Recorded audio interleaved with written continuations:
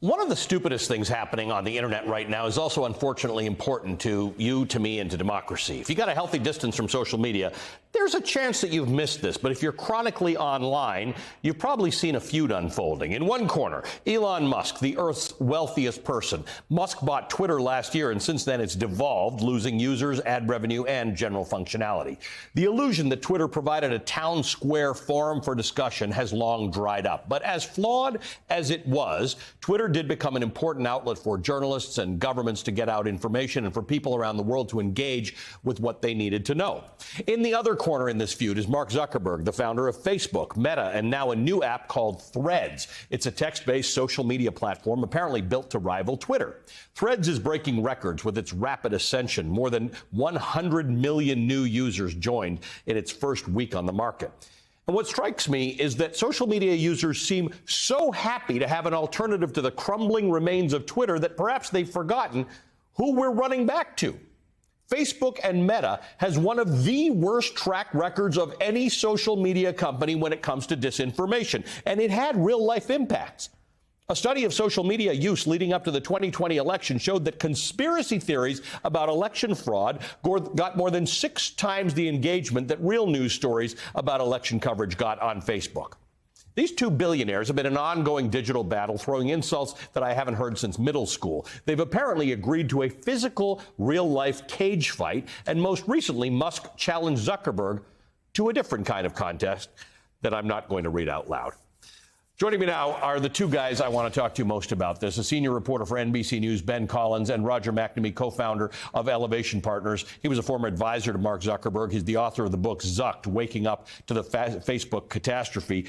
I was thinking about both of you because I'm fascinated. I'm fascinated by how many people signed up for Threads because we want a cleaner, better, less anti-democratic, less garbage-filled social media network. This is a Facebook product, Roger. It's Mark Zuckerberg's project. What's wrong with us that we think that this is somehow going to save us? Ali, it's really unnerving to me to see this happening again and again. It's as though we are mice and Zuckerberg has put a new piece of cheese on the mousetrap. And we're looking at it and going, wow, that's a really tasty piece of cheese. But we should have learned a lesson.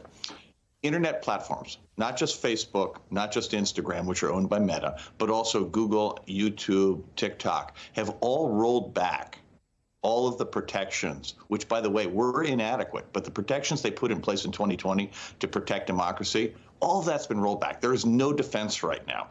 And the notion that Zuckerberg is somehow going to run a pro-democracy site on Threads is laughable. What he's going to do is try to lure us in and get us addicted with a product that won't have advertising for a while. And then when he needs to monetize it, he will do to that product exactly what he did to Instagram and exactly what he did to Facebook. And democracy is going to suffer dramatically because this company has absolutely no economic incentive today to promote facts or truth on any of its platforms. And so what it does is promote the content that gets people to be engaged with their site. And that stuff is really harmful. Which you have said over and over again is incompatible with democracy. And we started having this discussion before we thought democracy was actually fully imperiled. Now that democracy is actually in a fragile state, the idea that we are getting more information through less regulated platforms. Ben Collins, you've been living in this world before we were all living in it. Now we're all living in it. Now all of us get exposure to the conspiracy theories, the lies, this hyper-politicization that we see on social media. What's your take on how this is unfolding, the Twitter stuff now emerging into the Threads conversation?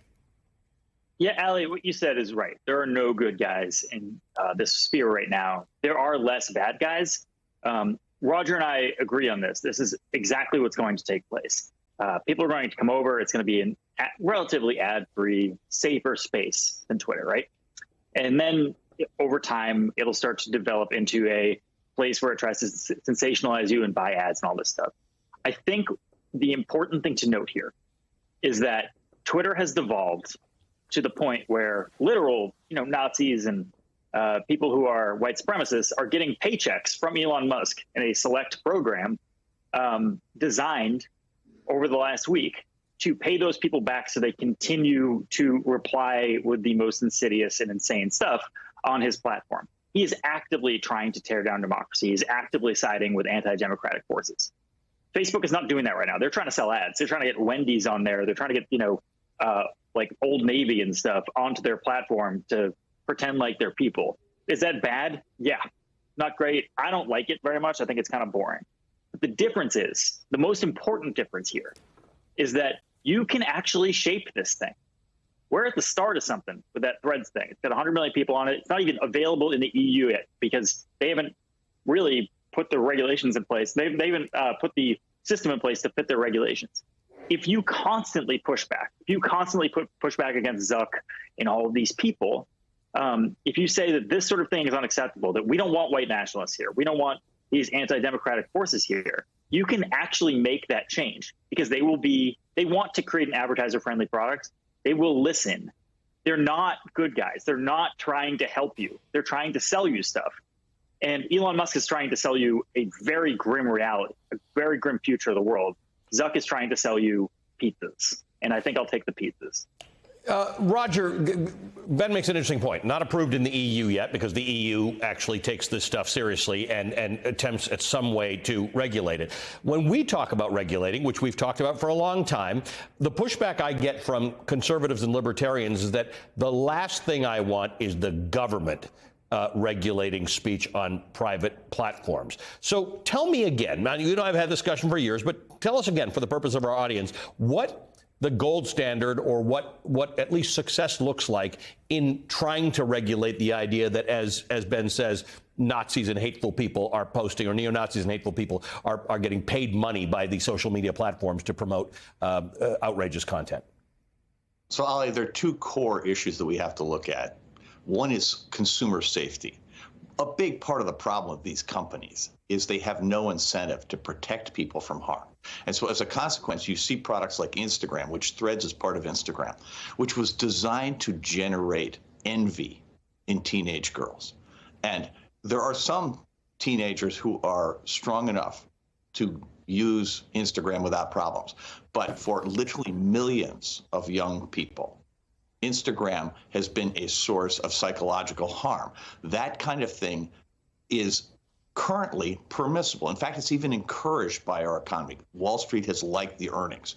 The second issue you have here is that the business model that Ben was talking about a moment ago is based on our attention. In order to capture attention, they take data about each and every one of us, which helps them anticipate algorithmically what our hot buttons are, how they can provoke fear and outrage in us, because those are the things that make us most in the condition to be a buyer of stuff. So that makes us most attractive to advertisers. So they're constantly manipulating our choices and sometimes manipulating our behavior. That should not be allowed. So safety and privacy are the two core areas. Nothing here has to do with freedom of speech. There's no attempt by the government, and I don't think anybody rational is suggesting the government should be restricting anything.